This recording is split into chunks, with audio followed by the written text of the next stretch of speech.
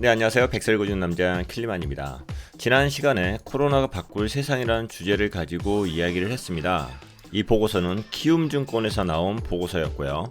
투자사들 보고서라고 해서 미래를 정확히 예측하지는 못합니다. 그렇기 때문에 절대적인 믿음을 가지고 읽으시면 투자에 있어서 큰 위험을 초래할 수가 있습니다.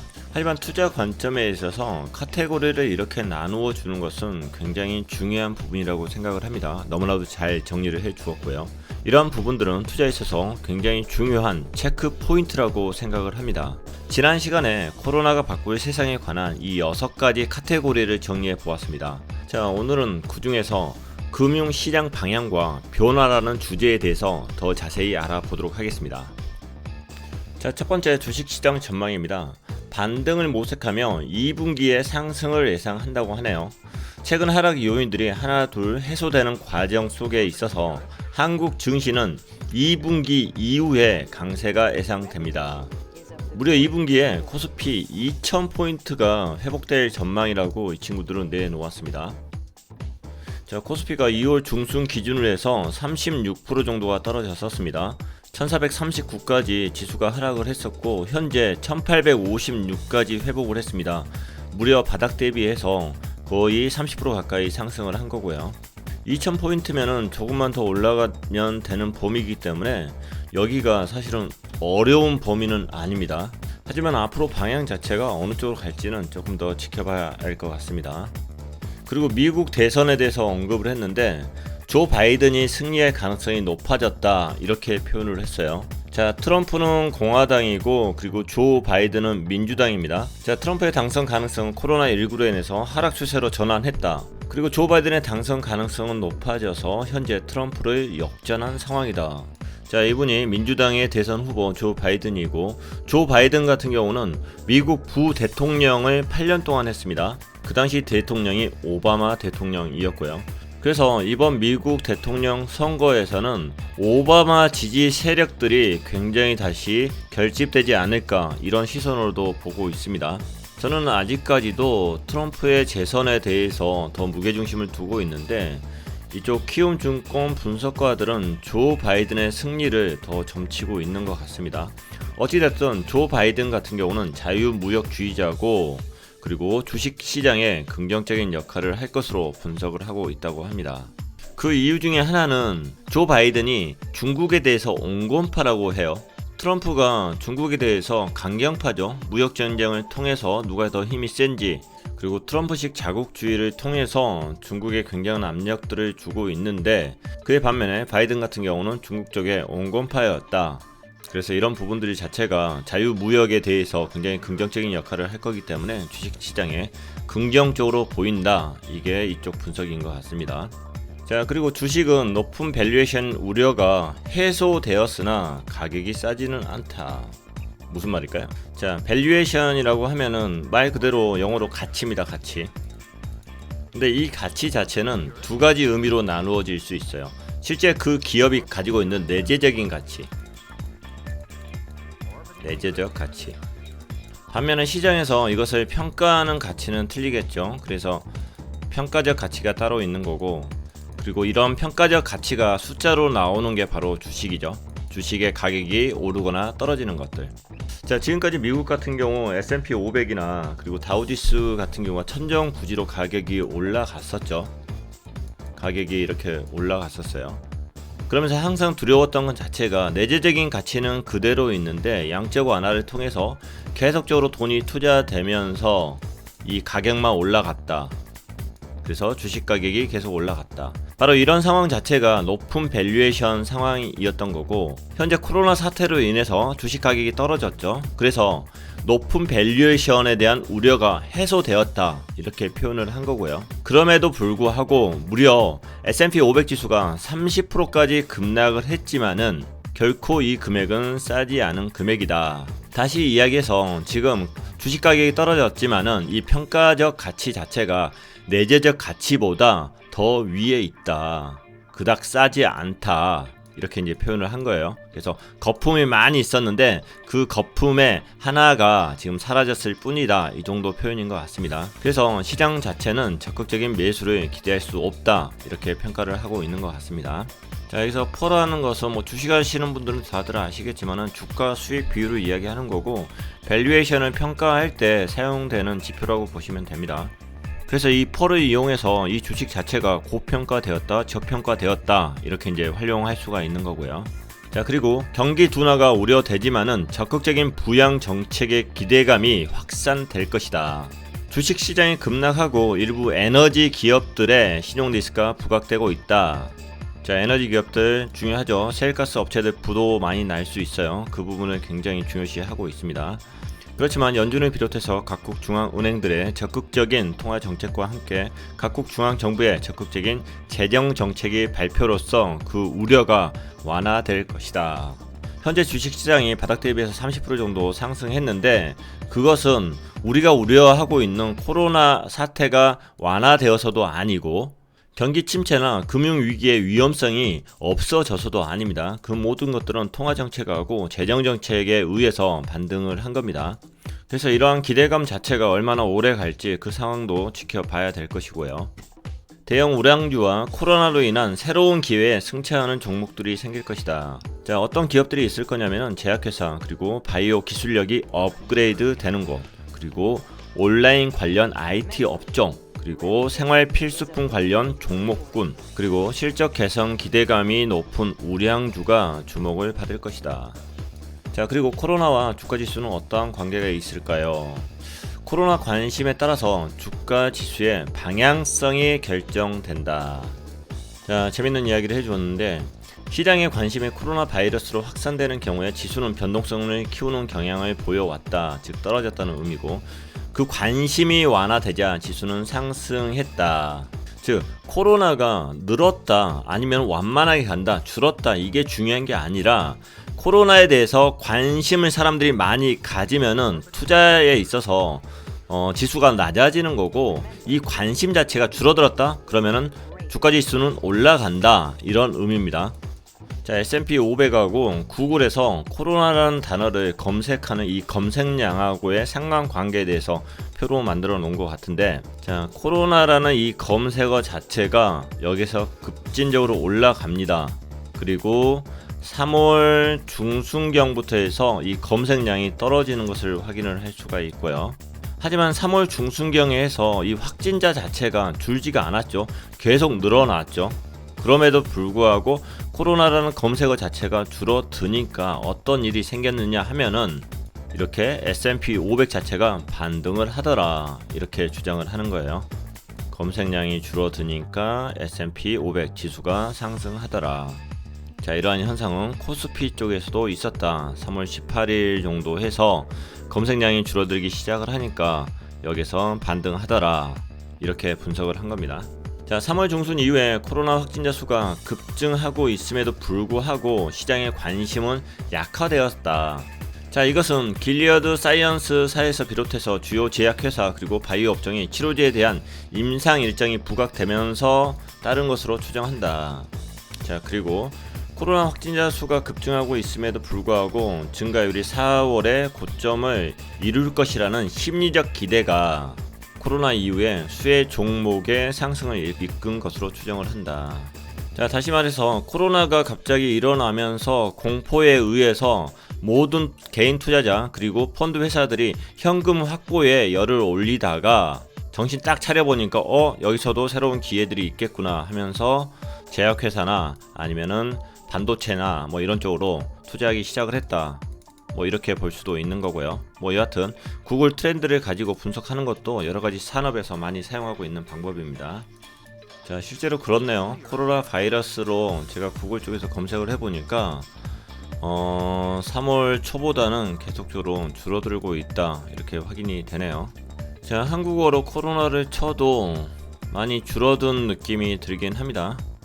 그래서 검색어 자체의 고점 대비해서 한 절반 이하로 지금 검색량이 떨어져 있는 것은 맞는 것 같고요. 물론 이 코로나라는 단어 자체가 정보의 출처가 다양해지다 보니까 여기 구글 쪽에서 검색을 해서 찾는 것 자체가 줄어들 수가 있습니다. 그런 부분들 감안해서 그냥 들으시면 좋을 것 같고요.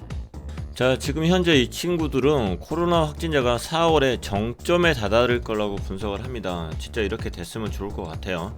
자, 그래서 정부 쪽에서 지금 연구기관 쪽에다가 이 연구를 맡겼던 것 같아요. 그래서 이 연구기관에서 내놓은 자료는 4월 15일 미국의 병원 자원 사용이 최대가 될 전망이다, 이렇게 분석을 했다고 합니다. 그리고 이 분석 자료는 4월 2일날 나왔기 때문에 지금 입장이 조금 바뀌었을 수도 있어요. 여하튼 과학적으로 접근을 했을 때 미국 코로나 확진자 수가 4월 중순에 최대가 될 전망이다, 그리고 이후에 안정을 보일 전망이다, 이렇게 내놓은 거고, 그리고 정치인들도 이것을 기준으로 또한 정책을 펼치고 있을 거예요. 그래서 미국 대통령 같은 경우도 이거 부활절 정도면은 이제 코로나 사태가 진정이 될 것이다, 그게 4월 12일이 부활절이었는데 이런 정책을 펼치다가 지금 다시 연기했죠. 그래서 이 연구센터에서는 이렇게 분석을 했습니다. 4월 15일날 이 정도 피크에 도달을 할 거고, 그리고 그 이후에는 줄어들 것이다. 뭐 어찌됐든 이 날짜가 맞든 안 맞든 간에 지금처럼 적극적으로 확진자들을 찾는다고 하면은, 이런 노력들을 한다고 하면은 이게 시기의 문제이지 분명히 피크는 있고 줄어드는 것은 맞습니다. 그리고 우리 스스로 면역력이 생기기 때문에 분명 이것은 우리가 극복해낼 수 있는 부분이다, 이렇게 생각을 합니다. 자, 투자자로서 지금부터 이야기가 중요한 이야기가 될 것 같습니다. 코로나는 새로운 기회를 줄 것이다.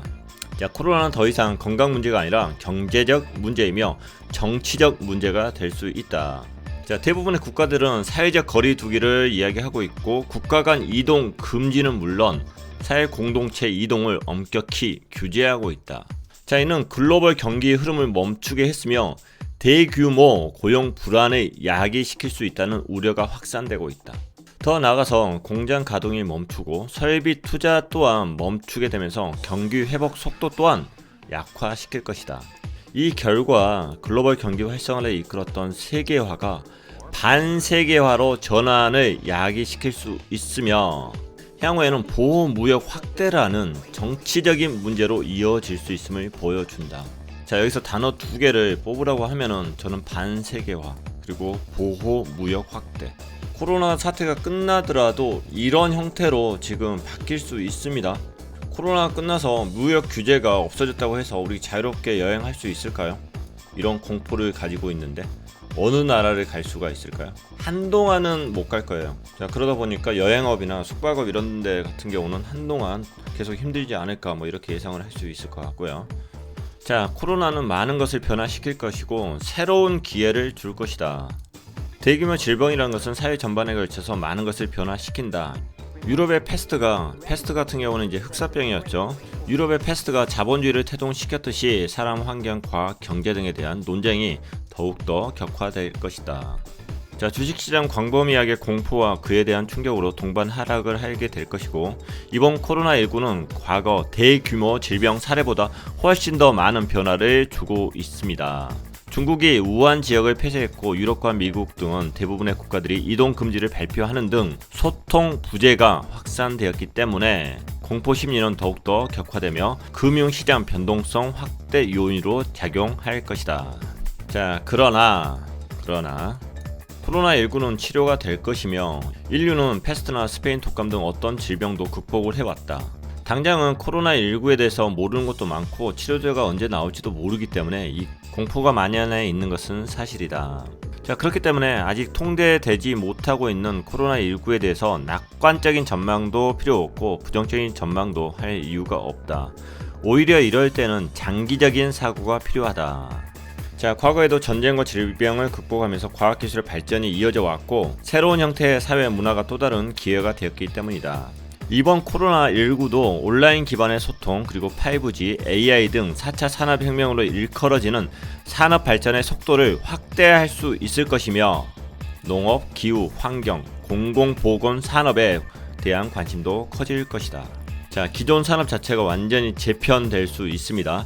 4차 산업혁명이라는 것 자체가 더 두각이 될 것이고, 돈이 되지 않지만 우리 인류의 안전을 위해서, 우리 후세를 위해서, 우리의 생명을 위해서 더 관심 가져야 될 그런 분야에 대해서 관심이 더욱더 커질 것이다. 그게 농업, 기후, 환경, 공공, 보건, 산업일 것이다. 그래서 이런 부분들은 수익이 아니라 국가 정책으로 더 부각이 될 거고, 대기업들이 이런 곳에 더 투자를 해주지 않을까, 이렇게 예상을 해볼 수 있을 것 같아요. 그래서 어제 말씀드렸던 ESG 채권들이 더 많이 발행되어서 자금들이 이쪽으로 모여서 이런 사업들을 더욱더 활발화시킬 것이다, 이렇게 예상을 해볼 수 있을 것 같습니다. 자, 그리고 코로나 이후에 나타날 현상들입니다. 기업의 구조조정이 가속화가 될 것입니다. 자, 코로나로 인해서 스타트 기업들의 자금들이 안 좋을 겁니다. 부채들이 많을 거고요. 그런 기업들 같은 경우는 M&A가 될 가능성이 높다. 그리고 기술력이 좋은 스타트업들하고 그리고 자금력이 많은 대기업하고 이렇게 합작을 한다. M&A가 일어난다. 자, 그리고 이러한 M&A 같은 경우는 4차 산업 도입 속도가 빨라지는 트리거가 될 수 있다. 중요하고요. 자, 그리고 환경, 기후, 공공, 보건, 산업 활성화가 될 것이다.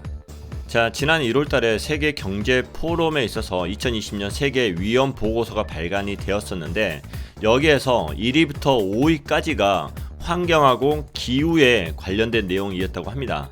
자, 과거에 이게 세계 위험 보고서 상에서는 경제 분야가 상위에 기록될 정도로 경제 문제가 주목이 되었었는데, 최근 3년 동안은 기후, 환경 이슈가 상위를 차지하고 있다고 하네요.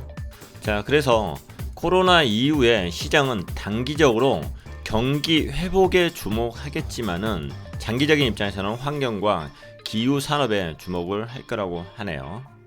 자, 그리고 강조해야 될 부분, 반세계화와 보호 무역이 확산될 것이다. 자, 중국에서 시작한 코로나가 글로벌로 확산된 이유는, 이렇게 빨리 확산된 이유는 바로 세계화로 인한 결과이다. 더군다나 중국이 글로벌 GDP의 16%를 차지하고 있으면서 세계에 미치는 영향 자체가 굉장히 확산됨으로 인해서 교류가 확대되었기 때문이다. 자, 그리고 국경 폐쇄가 코로나 확산을 완화시켰다는 평가가 나오면은 반세계화 기조가 확산될 수 있다. 자, 소비 위주의 국가들 같은 경우는 해외에 있는 공장들을 전부 다 자국으로 불러들이겠죠. 기업들을 전부 다 본인들의 나라에 들어와서 공장을 다시 해라, 세금 깎아 줄 테니까, 이런 식으로 이제 강압을 하겠죠. 반면에 수출 의존도가 높은 기업들도 먹고 살아야 되니까 수출을 하는 게 아니라 공장 자체를 소비가 많은 나라로 전부 다 이전을 시켜버리는 거죠. 자, 이렇게 되면은 국가 간의 부익부 빈익빈 현상이 확대가 될 것이고, 수출 위주의 국가들은 일할 데가 없어져 버리는 거죠. 공장이 전부 다 수입 위주의 국가로 다 이동해 버리기 때문에. 자, 그래서 수출 의존도가 높은 나라들 같은 경우는 반세계화가 왔을 때 굉장히 심각해질 수 있다, 이렇게 생각을 할 수 있겠네요. 자, 개별 산업에 대한 변화가 있을 것인데, 코로나 이후에 가장 주목받을 산업은 ICT 쪽이다. 인포메이션 커뮤니케이션 테크놀로지, 정보 통신 기술. 자, 그리고 관련 인프라 발전 속도가 빨라질 전망이다. 그리고 제약과 바이오 업종의 경우 치료제 및 백신을 위한 노력으로 기술력이 업그레이드가 기대가 된다. 치료제하고 백신이 나올 것이다, 이렇게 지금 이야기를 하는 게 아니라 기술력이 업그레이드가 될 것이다, 이렇게 논평을 했네요. 왜냐하면 사스나 메르스 같은 경우도 치료제가 정확히 나오지는 않았습니다. 단지 여러가지 치료제들이 시험적으로 사용을 했고 일부가 효과가 있었다, 이렇게 이제 나오는 거지 명확하게 치료제이다 이렇게 나오지 않았기 때문에 이번 코로나에 대해서도 치료제나 백신에 대해서 명확하게 나올 것이다 이렇게 기대를 하지 않는다, 저는 이렇게 읽히네요. 뭐 여하튼 기술력은 업그레이드가 될 것이다. 자, 더불어서 아마존 등이 협력 중인 온라인 치료 산업에 대한 발전 속도가 빨라질 것이다. 원격 진료가 이제 가능해질 거고요. 자, 그리고 도시화 문제에 대한 연구가 확산되면서 행정 도시의 지방 이전이 활성화될 것으로 전망한다. 자, 인구가 밀집되어 있는 것 자체가 바이러스 전파에 대해서 굉장히 위험하다, 뭐 이런 논조로 이야기가 있겠죠. 자, 그런 이유를 들어서 도시화 문제에 대한 이야기들이 더 있을 것이다, 이런 내용인 것 같습니다. 만약 이렇게 된다고 하면은 부동산에 투자하시는 분들은 연구를 더 해보셔야 될 것 같아요. 자, 일본 대지진 이후에 논의되어 왔던 글로벌 공급체인 전략 다변화가 확산될 것으로 예상한다. 자, 이게 무슨 이야기냐면은 일본 대지진이 있었죠. 그러면 대지진이 일어났으니까 일본 한 개의 지역에 있어서 그 공장들이 다 멈췄을 겁니다. 그런데 결국에는 일본에 의존하고 있는 수많은 기업들, 일본에서 그 공장에서 부품을 납품받고 있는 수많은 기업들이 타격을 받습니다. 자, 예를 들어서 애플 같은 경우는 배터리하고 터치스크린을 일본 쪽에서 부품을 받았었고요. 그리고 벤츠나 BMW 그런 수입차 같은 경우도 후방 카메라 모듈 같은 경우를 이쪽에서 부품을 받았어요. 그러다 보니까 지진은 일본에서 났는데 세계적인 기업들이 부품을 받지 못해서 타격을 받습니다. 그래서 글로벌 공급 체인에 대한 이 문제점들이 다시 두각이 될 것이다, 이런 이야기를 하고 있습니다. 자, 그리고 가장 중요한 이야기, 코로나는 4차 산업혁명과 녹색혁명의 가속화를 촉발시킬 것이다. 자, 지금까지 4차 산업혁명이 올 거다 이렇게 생각을 했지만은, 자, 기존 사업군에 있던 사람들이 굳이 4차 산업 여기다 이렇게 많이 투자해야 돼? 이렇게 애들 안 하잖아요. 보통 스타트업 기업들이 이거 연구하고 저거 연구하고 그래 왔었는데, 이제는 기존 산업군들 자체가 이런 스타트업들하고 M&A를 함으로 인해서 이 4차 산업혁명이 더욱더 빨라질 것이다. 그리고 코로나 사태로 인해서 그거에 대한 필요성에 대해서 굉장히 심각하게 느끼지 않았을까, 이렇게 생각해 볼 수 있을 것 같습니다.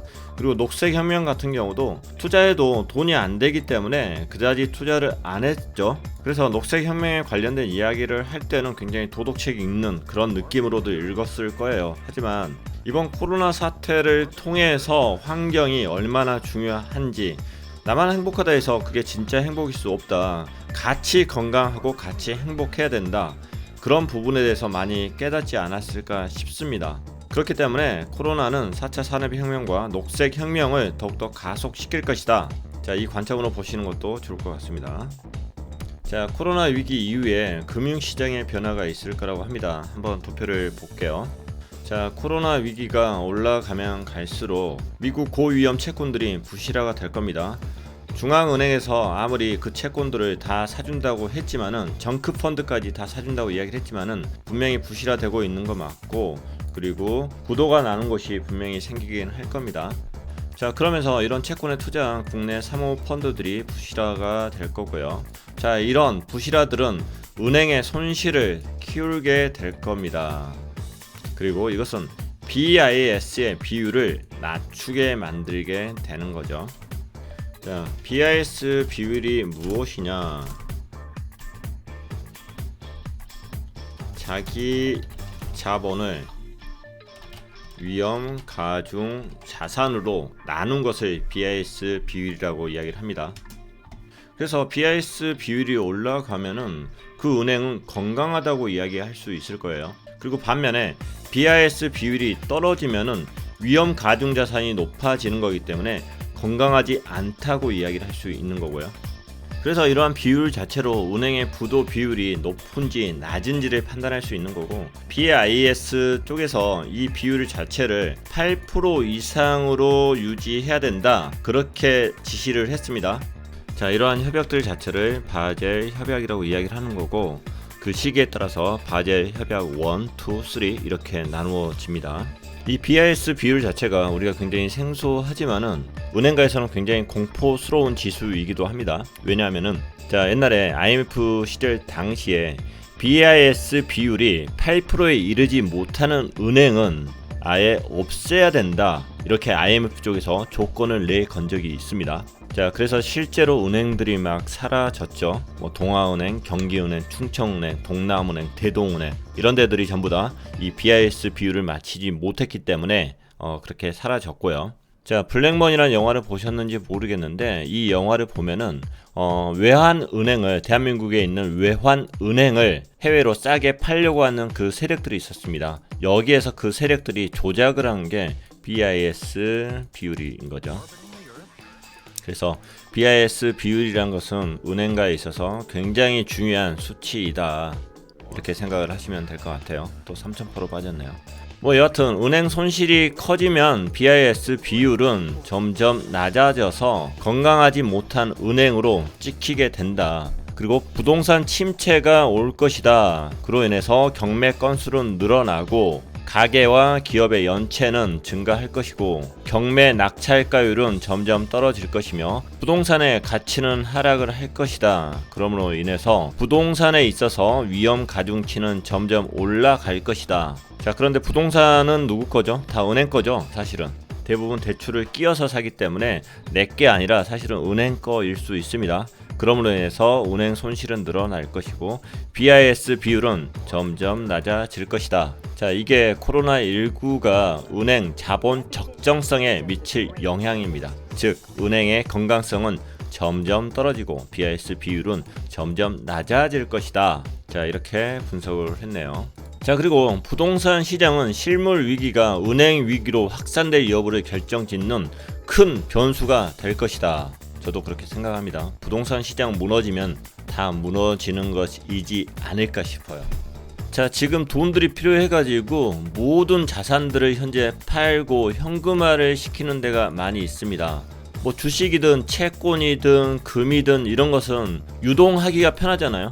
근데 부동산 같은 경우는 말 그대로 유동하기가 힘듭니다. 그래서 이것을 자산화하는 것은 제일 나중에, 부동산의 유동화를 시키는 것은 제일 나중에 일어납니다. 그런데 진짜 제일 나중에 일어나는 그 부동산에 대한 매각 자체가 일어나기 시작한다? 그것도 아주 싼 금액에 마지막까지 간 겁니다. 경제 상황은 최후까지 간 거예요. 자, 부동산 시장이 거래가 급감하는 등 시장 기능을 잃을지 여부가 핵심적인 관심 사안이다. 거래량이 급감하고 시장 기능을 잃어버릴 경우에는 부채의 부실화가 급증할 것이고 은행 손실 확대 요인으로 작용할 수 있다.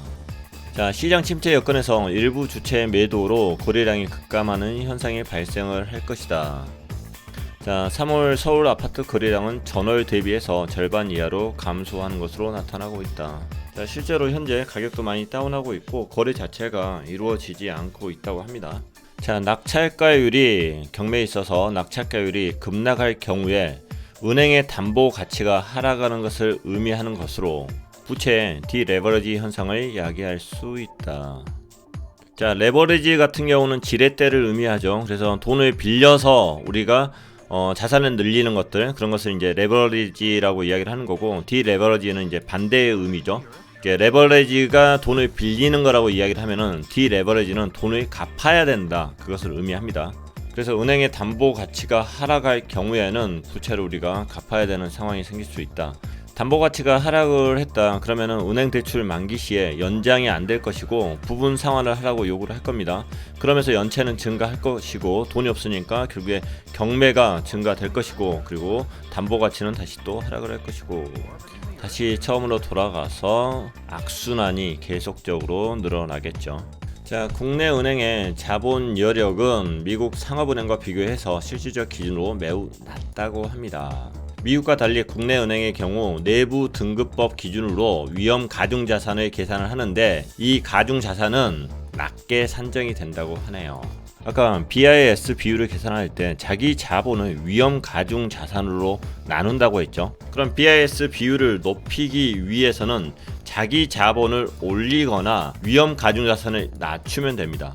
그래서 위험 가중 자산을 계산할 때 본인들이 유리한 쪽의 계산 수법을 그냥 쓴 거예요. 그래서 실질적인 문제가 발생했을 때 한국 은행들은 더 위험할 수 있다, 이런 이야기입니다. 그래서 이 위험 가중 자산을 계산할 때 한국 같은 경우는 연체율을 기반으로 한다고 하는데 만약 이 연체율이 갑자기 단기에 급등하게 된다고 하면은 이 위험 가중치가 급등하는 문제가 발생을 합니다. 그래서 이게 분모가 급등을 했다 그러면은 BIS 비율이 뚝 떨어지겠죠. 이렇게 뚝 떨어져서 바젤 협약에 의해서 이야기한 8% 이하로 내려가 버렸다 그러면은 은행들이 큰 문제가 생기겠죠. 자, 정말 안 좋은 상황이 생긴다고 하면은 은행의 파산도 생길 수가 있다, 이렇게 보는 게 맞을 겁니다. 그래서 BIS 비율 자체를 8% 이상 유지하는 것은 굉장히 중요하다. 자, 은행의 재무 건전성을 확보하기 위해서라도 굉장히 중요한 일이다. 또 은행이 파산을 한다고 하면 또 정부에서 또 중앙은행에서 그것을 살리기 위해서 많이 노력들을 하겠지만은 어찌됐든 국내 은행은 해외 미국 은행에 비교해서 이런 부분들이 더 취약하다, 그게 맞는 것 같습니다. 자, 코로나19가 실물 위기에서 은행 위기로 확산 여부가 향후의 중요한 변수이다. 자, 실물 위기하고 금융 위기는 이제 틀리죠.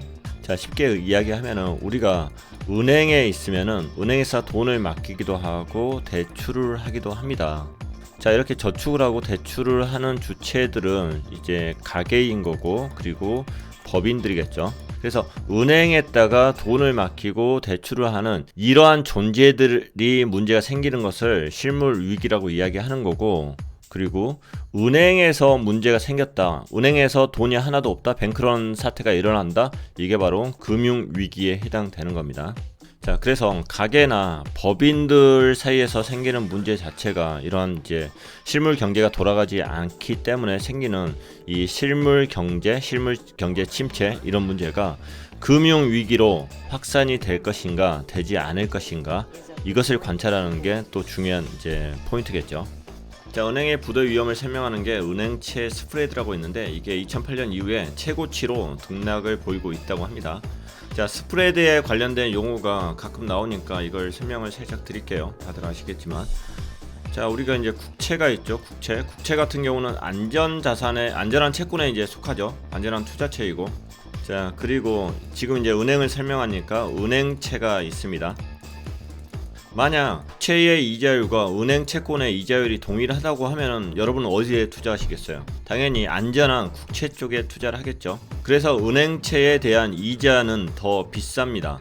자, 그런데 지금 상황들이 은행에 대한 신뢰가 조금씩 위험하다 이런 생각을 하다 보니까 은행 채권을 싼 값에 주면 안 사잖아요. 그래서 조금 더 이자를 높입니다. 은행채나 회사채에 대한 이자는 상황에 따라서 굉장히 급변하게 이동을 합니다. 변화가 있습니다. 자, 여기에서 보조지표가 하나 나오는 거죠. 바로 은행 채권에서 국고채 이자를 빼면은 하나의 이제 수치가 나오는데, 이 수치가 높으면 높을수록, 즉 은행채 이자가 높으면 높을수록 그것은 위험하다. 왜? 위험하니까 이자를 높게 준 거죠. 안정적인 상황이면은 이자를 높게 줄 이유가 없겠죠. 그래서 안정적인 상황이 되었다, 은행이 잘 돌아가고 굳이 채권 비싸게 주지 않아도 여기에 사람들 투자한다, 그런 상황이 되면은 금융채에서 국고채를 뺀 이 비율 자체가 점점 낮아지겠죠. 은행채 스프레드가 사상 최고치까지 올라가 자, 이것은 은행의 부도 위험이 올라가 있다, 이렇게 보셔야 될 것 같고요. 그리고 또 재정 차익으로 은행의 부도 위험을 확인할 수 있는데, 이것 또한 2008년 이후에 최고치 수준으로 등락을 보이고 있다.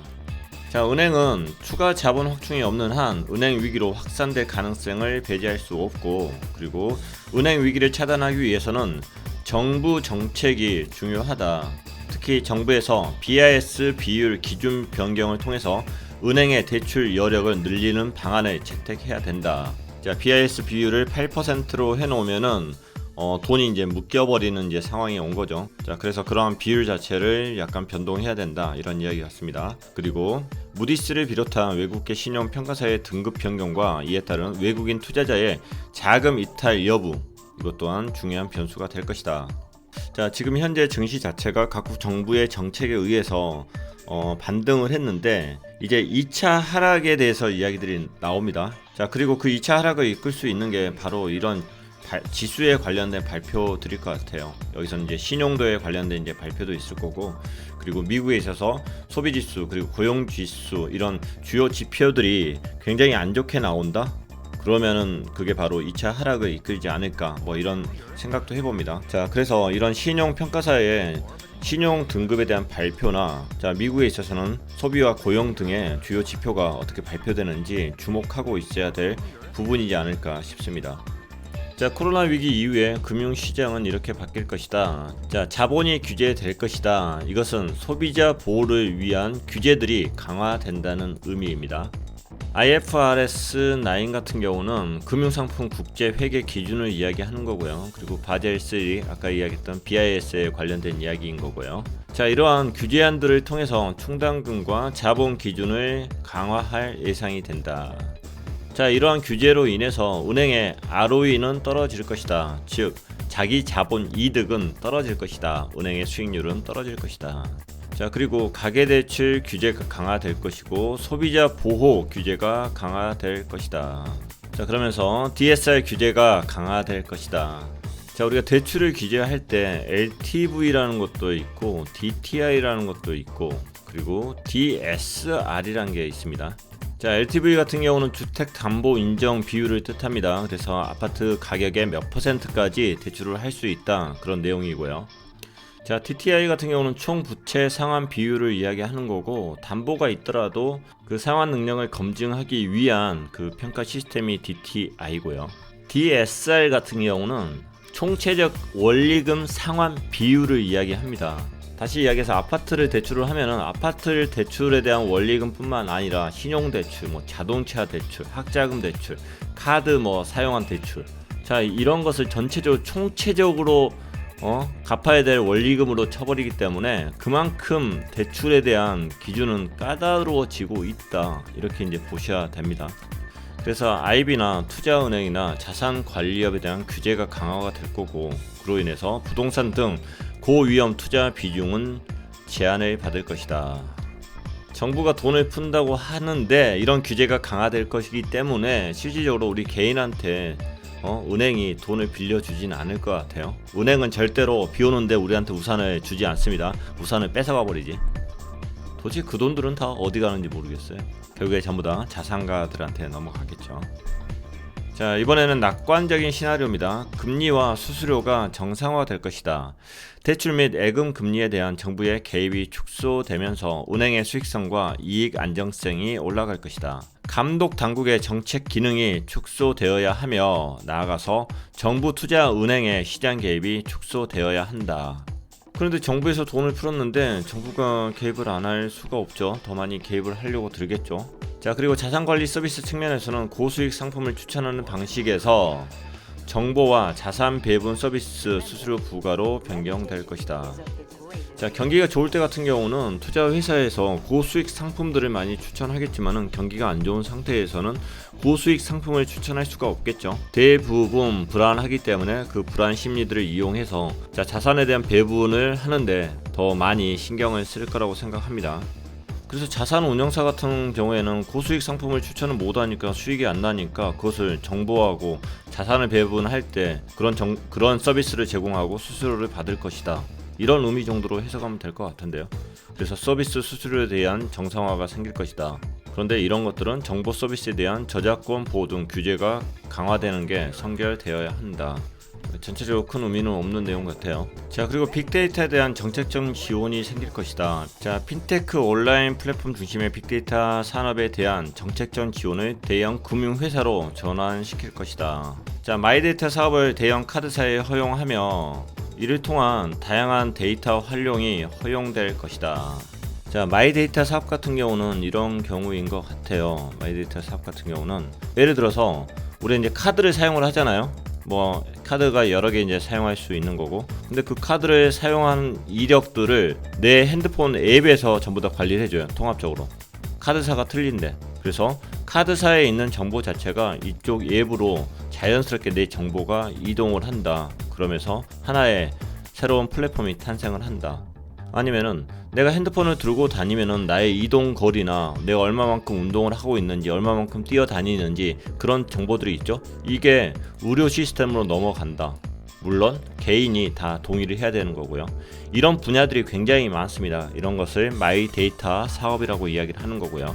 자, 그래서 그런 데이터들이 이제는 대형 금융회사로 넘어가서 개인에 대한 관리가 더 강화될 것이다. 이러한 사업군이 더 성장할 것이다, 이런 이야기인 것 같아요.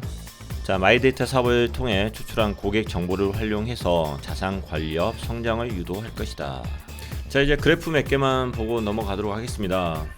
자, 코로나19 확산으로 인한 증시 하락은 유례없는 급락이었다.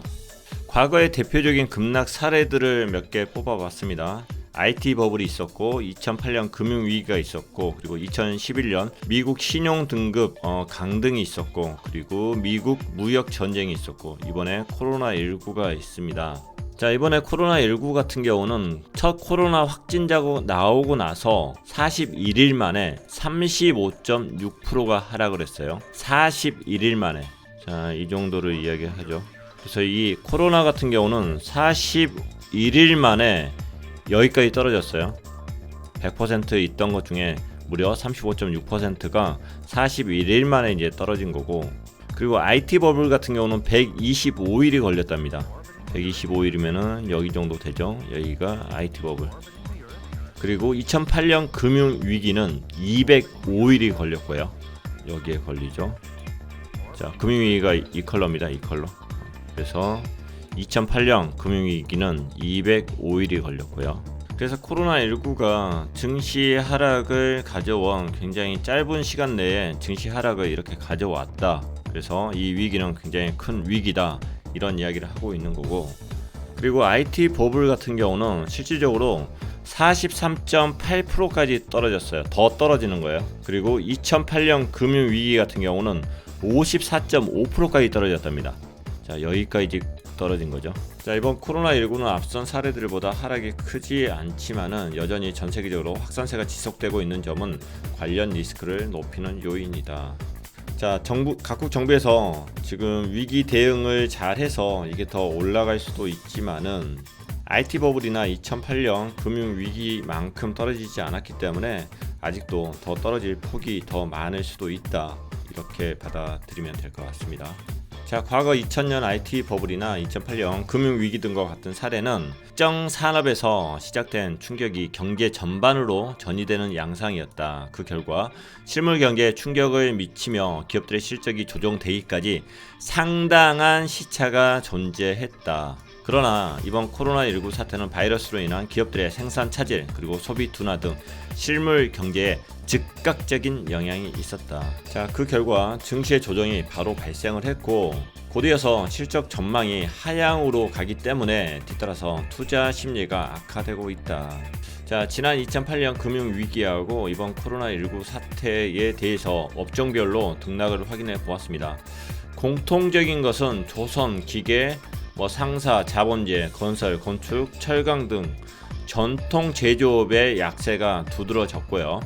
자, 반면에 필수 소비재와 통신 서비스 등 경기 방어 업종과 건강관리, 반도체 업종은 상대적으로 하락이 제한되었다. 크게 하락하지 않았다는 겁니다. 특히 이번 코로나19로 인한 급락은 경기 둔화와 국제유가 급락으로 관련주가 하락을 주도했고, 조선이나 기계, 건설, 건축, 에너지 쪽이 40%에서 50% 정도 하락한 반면에 건강관리나 소프트웨어, 필수 소비재 같은 경우는 한 20%대 하락이 있었다. 그래서 하락이 2배 정도 차이가 있네요. 그래서 전통 제조업 쪽이 2배가 더 많이 하락을 했다, 이렇게 볼 수 있겠습니다. 자, 코로나19가 이 컬러인데, 주황색 컬러인데, 이런 것처럼 이쪽에 있는 비중 자체가 더 하락이 적었다, 이것을 그래프로 볼 수가 있네요. 자, 그럼 향후 기대되는 업종은 어떤 게 있을까요?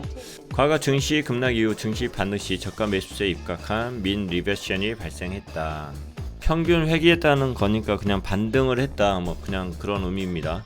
다만 현재 코로나19 사태가 지속되고 있음을 감안할 때 적극적인 저가 매수세 유인은 제한된다. 분명히 이것은 반등을 했지만은 이게 저가라고 해서 사람들이 막 달라들으면서 매수를 하지는 않을 것이다, 이렇게 분석을 한 겁니다. 따라서 현 상황에서도 실적 개선을 바탕으로 하락이 제한된 건강관리, 소프트웨어, 반도체 업종의 성과가 기대되며, 주요국들의 적극적인 경기 부양책을 감안했을 때 최근 국제유가 급락으로 인한 조정이 컸던 에너지, 화학, 그리고 철강 업종은 단기적으로 기대해 볼만하다. 왜? 많이 떨어졌으니까. 이 시장에 지금 수요가 많아질 것이다, 이런 의미가 아니라 많이 떨어졌기 때문에 반등을 할 것이다, 정부에서 지원을 받기 때문에 반등을 할 것이다, 이런 의미 정도로 보셔야 돼요.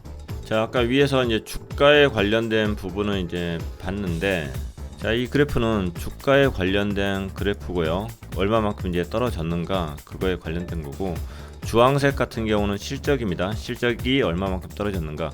에너지 분야 같은 경우는 실적이 어마어마하게 떨어졌습니다. 보험 쪽도 실적이 떨어졌네요. 그리고 기계 쪽도 떨어지고요. 반면에 미약 하나와 건강관리 쪽은 현재 실적이 올라가고 있고, 비철, 목재 쪽도 올라가고 있고, 그리고 반도체 쪽도 올라가고 있습니다. 아주 미약하나마. 자 마지막 페이지입니다.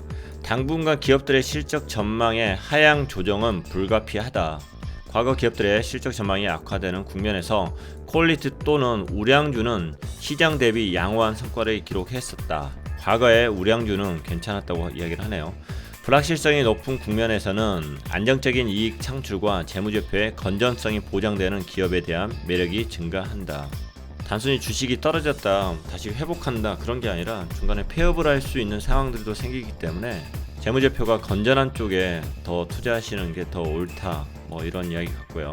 따라서 경기 둔화가 우려된 상황 속에서 기업들의 실적 개선이 지연되는 현 상황에서 퀄리티 매력도가 높은 종목에 관심이 필요하다. 자, 이상으로 금융시장의 방향과 변화라는 주제에 대해서 이 보고서를 다 읽어봤습니다. 뒤쪽은 조금 지루하네요. 자, 지루하지만은 조금이라도 도움 되시기를 바라는 마음으로 같이 한번 읽어봤습니다. 뭐 경제 용어들이 들어가고 하니까 조금 지루하고 재미도 없었을 것 같아요. 그리고 제가 설명을 그렇게 잘한 것 같지는 않거든요. 자, 이런 투자사들이 관심을 갖는 부분이 어떤 부분인지 한번 이렇게 들어보는 것 자체는 굉장히 유용한 것 같아요. 자, 지루한 이야기지만 끝까지 시청해주셔서 너무나도 감사드립니다. 감사합니다.